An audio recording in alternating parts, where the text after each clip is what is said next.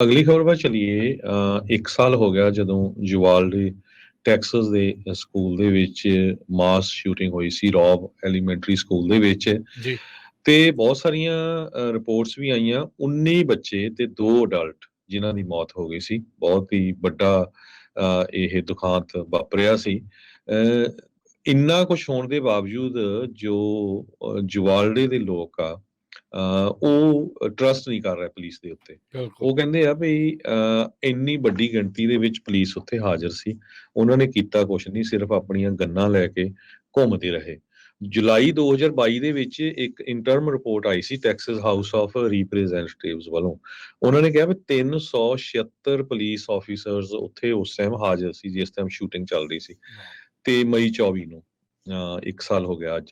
ਉਹਨਾਂ ਚੋਂ 149 US border patrol agent ਸੀ, 91 DPS officer ਸੀਗੇ, ਤੇ ਜਿਹੜਾ ਉੱਥੇ ਦਾ ਉਹਨਾਂ ਦਾ ਪੁਲਿਸ ਵਾਲਾ ਸੀ ਉਹ ਤਾਂ ਭੱਜੇ ਗਿਆ ਸੀ। ਆਪਾਂ ਉਹ ਖਬਰਾਂ ਕਿੰਨੀ ਵਾਰੀ ਸਾਂਝੀਆਂ ਕਰ ਚੁੱਕੇ ਅਡੋਂਗੋ ਹੈਗੇ ਪਤਾ ਆ। ਨਹੀਂ ਕੁਛ ਏਦਾਂ ਦਾ ਨਾਂ ਸੀ, ਅਡੋਂਗੋ ਕੁਛ ਏਦਾਂ ਦਾ ਨਾਂ ਜੀ ਸੀ ਉਹਦਾ। ਜੀ ਬਿਲਕੁਲ।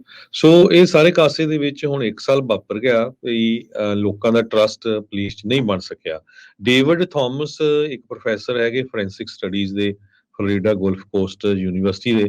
ਉਹਨਾਂ ਨੇ ਕਿਹਾ ਯੁਵਾਲਡੇ ਦੀ ਜੋ ਕਮਿਊਨਿਟੀ ਮੈਂਬਰਸ ਆ, ਉਹ ਉਹਨਾਂ ਦਾ ਜਿਹੜਾ ਇਹ ਰਿਸਪੌਂਸ ਆ ਇਹ ਐਕਸਪੈਕਟਡ ਹੀ ਆ। ਜਿੱਥੇ ਕਹਿੰਦੇ ਮਿਨੋਰਿਟੀ ਹੁੰਦੀ ਆ, ਜਦੋਂ ਇਦਾਂ ਦਾ ਕੋਈ ਐਕਸ਼ਨ ਹੁੰਦਾ ਆ ਤੇ ਪੁਲਿਸ ਵਾਲੇ ਕੁਛ ਨਹੀਂ ਕਰਦੇ ਤੇ ਉਹਨਾਂ ਦਾ ਜਿਹੜਾ ਟਰਸਟ ਆ ਉਹ ਟੁੱਟਦਾ ਹੀ ਹੈਗਾ ਆ। ਕਹਿੰਦੇ ਪਹਿਲਾਂ ਵੀ ਜੋ ਲਟੀਨੋ ਕਮਿਊਨਿਟੀ ਆ, ਉਹ ਹਿਸਟੋਰੀਕਲੀ ਉਸ ਏਰੀਏ ਦੇ ਵਿੱਚ ਆਲਰੇਡੀ ਉਹਨਾਂ ਦਾ ਰਿਲੇਸ਼ਨਸ਼ਿਪ ਪੁਲਿਸ ਦੇ ਨਾਲ ਬੜਾ ਗੁੱਡ ਨਹੀਂ ਸੀਗਾ। ਜਦੋਂ ਰੌਬ ਐਲੀਮੈਂਟਰੀ ਵਿੱਚ ਮਾਸ ਸ਼ੂਟਿੰਗ ਹੋਈ ਆ, ਜਿਹਦੇ ਵਿੱਚ ਉਹਨਾਂ ਦੇ ਹੀ 19 ਬੱਚੇ ਚਲੇ ਗਏ, 2 ਅਡਲਟ ਚਲੇ ਗਏ, ਉਹ ਤੋਂ ਬਾਅਦ ਜੋ ਲੋਕ ਆ ਟੋਟਲੀ ਪੁਲਿਸ ਦੇ ਉਲਟ ਹੋ ਗਏ ਹੈਗੇ। ਕਈ ਕਹਿੰਦੇ ਵੀ ਅਸੀਂ ਤਾਂ ਇੱਥੋਂ ਮੂਵ ਹੋ ਕੇ ਹੋਰ ਕਿਤੇ ਜਾਣਾ ਜੋ ਆ ਪਸੰਦ ਕਰਾਂਗੇ, ਸੇਫ ਕਰਾਂਗੇ। ਉਸ ਤੋਂ ਵੀ ਵੱਡੀ ਜਿਹੜੀ ਹਰਜੋਤ ਸਿੰਘ ਜੀ ਚਿੰਤਾ ਵਾਲੀ ਗੱਲ ਇਹ ਆ ਵੀ ਜਿਹੜੀ ਰੌਬ ਐਲੀਮੈਂਟਰੀ ਸਕੂਲ ਦੇ ਵਿੱਚ ਜਿਹੜਾ ਮੈਸੇਕਰ ਹੋਇਆ ਯੁਵਾਲਡੇ ਟੈਕਸਸ 'ਚ, ਉਸ ਤੋਂ ਬਾਅਦ 'ਚ ਦੇਖੋ ਸੈਂਕੜੇ ਹੀ ਜਿਹੜੇ ਇਹ ਪੁਲਿਸ ਅਫਸਰ ਸੀਗੇ ਉੱਥੇ, ਉਹਨਾਂ ਦੇ ਵਿੱਚੋਂ ਜਿਹੜੇ ਹਾਈ ਰੈਂਕਿੰਗ ਪੁਲਿਸ ਅਫਸਰ ਆ ਜਿਨ੍ਹਾਂ ਨੇ ਇਹ ਕ੍ਰਿਟੀਕਲ ਡਿਸੀਜਨ ਦੇ ਵਿੱਚ ਮਿਸਟੇਕ ਕੀਤੀਆਂ, ਗਲਤੀਆਂ ਕੀਤੀਆਂ, ਉਹ ਅਜੇ ਵੀ ਜੌਬ ਤੇ ਨੇ। ਉਹ ਜਵਾਬਦੇਹੀ ਕੋਈ ਨਹੀਂ, ਅਕਾਊਂਟੇਬਿਲਟੀ ਜਿਹੜੀ ਆ ਉਹ ਇਹਨਾਂ ਨੂੰ ਜਿਹੜੀ ਉਹ ਨਹੀਂ ਕੀਤੀ ਗਈ ਹੈਗੀ। ਕੁਛ ਕੁ ਲੋਕਾਂ ਨੂੰ ਜ਼ਰੂਰ ਉਹਨਾਂ ਨੇ ਫਾਇਰ ਕੀਤਾ ਆ, ਪਰ ਜਿਹੜਾ 77 ਮਿੰਟਸ ਦਾ ਡਿਲੇ, 77 ਮਿੰਟਾਂ ਦਾ ਜਿਹੜਾ ਡਿਲੇ ਹੋਇਆ, ਬਾਹਰ ਬੈਠੇ ਪਤਾ ਨਹੀਂ ਕਿਹੜੇ ਹੱਥ ਸੇਕੀ ਜਾਂਦੇ ਸੀਗੇ ਵੀ ਅਸੀਂ ਅੰਦਰ ਜਾਣਾ ਨਹੀਂ ਜਾਣਾ। ਸ਼ੂਟਿੰਗ ਉਦੋਂ ਔਨਗੋਇੰਗ ਸੀਗੀ। ਉਸ ਕਾਤਲ ਹਥਿਆਰੇ ਦੇ ਦੁਆਰਾ ਉਦੋਂ ਬੱਚਿਆਂ ਨੂੰ ਮਾਰਿਆ ਜਾ ਰਿਹਾ ਸੀ। ਅੰਦਰੋਂ ਕਾਲਾਂ ਆ ਰਹੀਆਂ ਸੀਗੀਆਂ।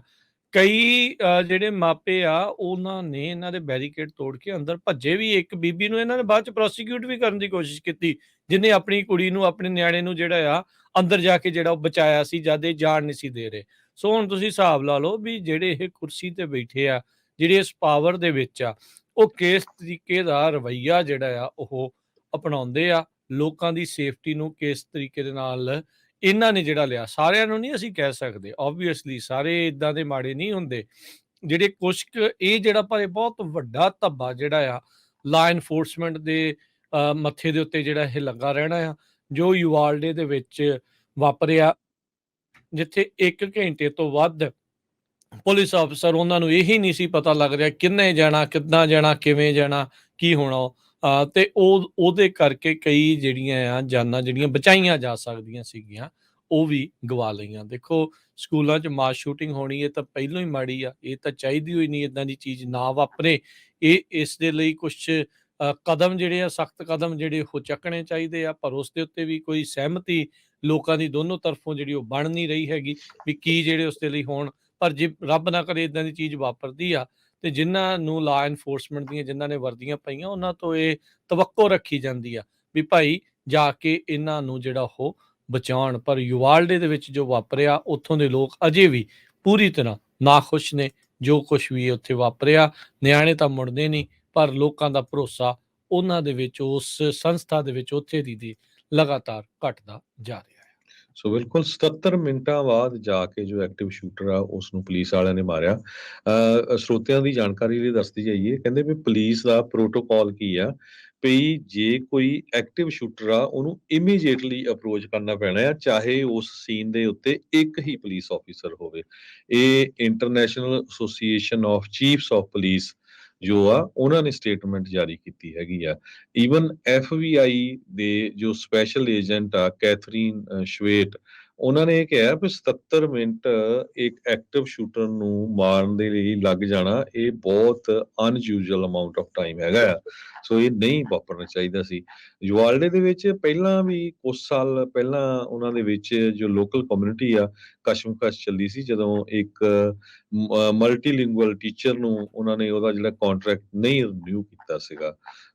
ਸੋ ਇਹ ਜੋ ਅਪਡੇਟ ਆ ਯੁਵਾਲਡੇ ਦੇ ਵਿੱਚ ਜੋ ਮਾਸ ਸ਼ੂਟਿੰਗ ਹੋਈ ਸੀ ਰੌਬ ਐਲੀਮੈਂਟਰੀ ਸਕੂਲ 'ਚ, ਉਹਦੇ ਸੰਬੰਧ ਦੇ ਵਿੱਚ।